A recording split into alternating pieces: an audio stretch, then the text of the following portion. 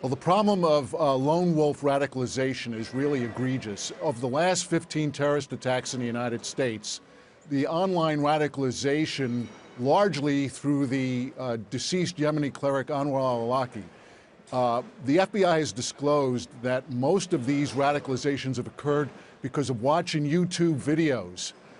If you go on YouTube, you will see that Anwar Al-Awlaki autofilled 64,000 times with the most egregious calls to the murdering of Americans. Now, Facebook and Twitter have been more cooperative voluntarily, but I have to say this, and I say this with all due respect to my friends in Silicon Valley, that Google YouTube is complicit in aiding and abetting terror because it has failed to voluntarily do what is necessary to remove the most egregious calls for murdering Americans by homegrown lone wolves.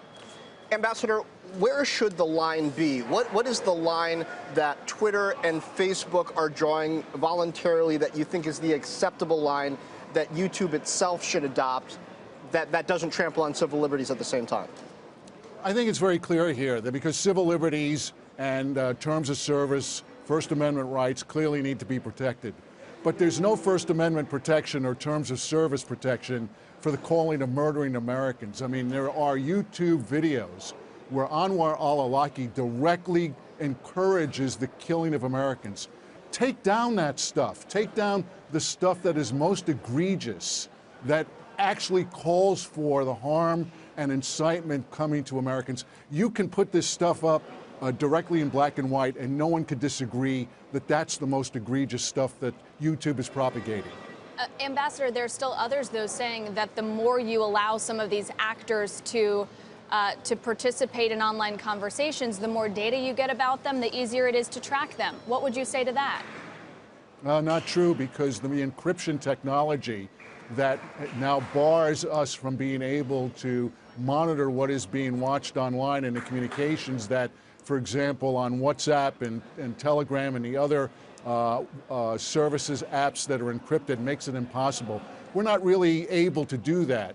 What we're able to do is encourage social media to be more disciplined in its approach and to use the new technology that is available to it to remove the most egregious, insightful hate speech. You point out that to a large degree, YouTube's relying on a 96 law that shields social platforms from third-party content liability. How difficult is that to rescind or to find workarounds from? Well, I'm convinced that Congress is going to have to re-examine that act because the Communications Decency Act was passed long before the outbreak of homegrown terrorism.